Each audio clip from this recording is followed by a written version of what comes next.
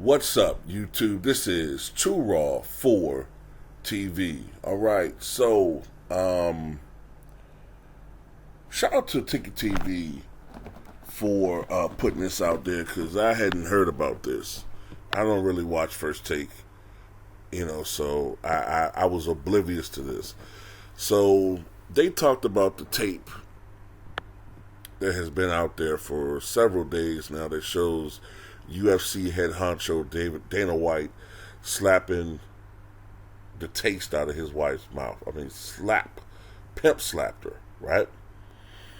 Now, she did hit him first, but he retaliated and slapped her. What's so interesting about this whole situation is the whole Me Too movement has been, as predicted, silent on this situation. All right? They've been very, very silent. Endeavor, which owns the UFC, have been very silent in condemning Dana White and for his actions. By the way, speaking of conflict of interest, did you guys know that Endeavor, which owns UFC, Stephen A. Smith's agent is employed by Endeavor? But anyway, I just want to put that out there. Stephen A. Smith, as predicted, was calm. He was the Denzel version of Stephen A. Smith. Calm. I want to say that, I want to say I feel for my friend Dana White. And, at the end of the day, he knows what he did was wrong, Molly. He knows what he did was wrong. And at the end of the day, he should punish himself. That's the fitting punishment. He should punish himself. Yeah, absolutely. He's a good man. We don't judge people by their worst actions. And, he's a good guy. I like to add, Stephen A., that as a woman, she shouldn't have put her hands on him as well. Yeah, it's true. People need to keep their hands to themselves. Yep. I said it before, but I got punished for it. But thank you for backing me up on it. And, we just don't judge people. We're not into cancel culture. We don't do that. Oh, my goodness. What colossal bullshit. Because when Stephen A. Smith is addressing brothers, oh man, he's Pulp Fiction Samuel Jackson. Put the camera on me right now, immediately. I'll say, put the goddamn camera on me right now. Put it on me. Because I got something to say. You're not going to get on here and think you'll get away with this nonsense.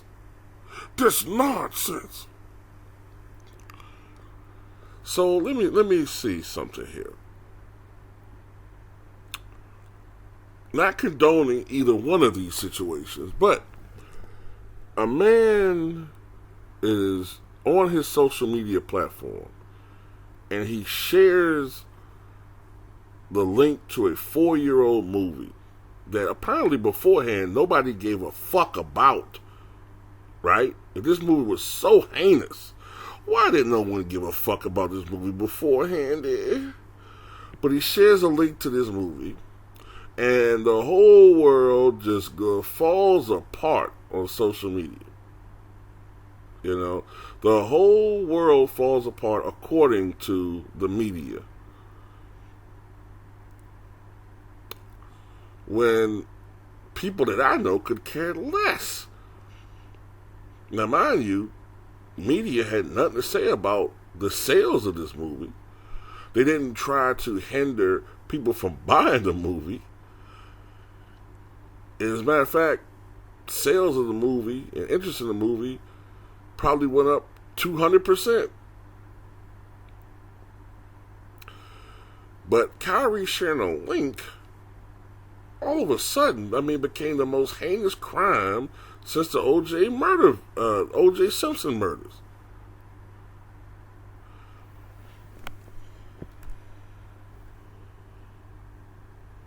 Yet here we have a situation where someone slaps the shit out of a woman, which is a no-go in this culture, and no one cares. Matter of fact, Molly Qerim, who is the #1 feminist on TV any other time, is giving excuses to Dana White. Giving excuses. Even saying, alcohol was involved. See, this is the thing. When we do things, it's taken on face value. Nobody cares whether alcohol was involved when, what was it, Tyreek Hill? Was that his name? The one that kicked that fucking whore who kept calling him the N-word. No one takes mental torture and alcohol into their evaluation of the situation when he did it. It was the act, and that's all it was. It was the act.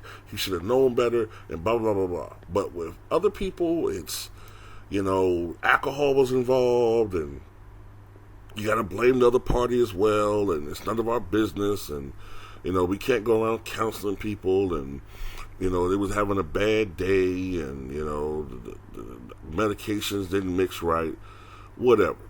We know what time it is. That's why I have no respect for black media on TV. I ain't talking about social media, but black media on television, I'm sorry, I have no respect for these motherfuckers. There's some exceptions, but most of these people that are on TV who supposedly look like us, supposed to be one of us, they're not. They're not. And they're so beholden to being in those positions. They'll do whatever it is that their bosses ask of them, and as a consequence, they're always selling us out. So, that's it, man. That's all. I'm done. I've been done with Stephen A. Smith, man, but I'm just especially done with this whole, thinking that someone's going to see the light and change, man. Only thing that's going to happen with Stephen A. Smith is you just got to hope that he has his nigga moment, man.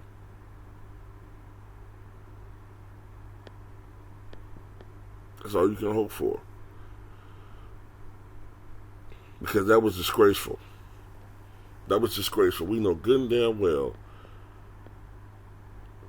when that was Ray Rice, as it should have been. They damn sure helped to cancel his career. They canceled him. Ray Rice was, at least a B-level star at one point in the NFL. B+ minus star. Maybe even A-.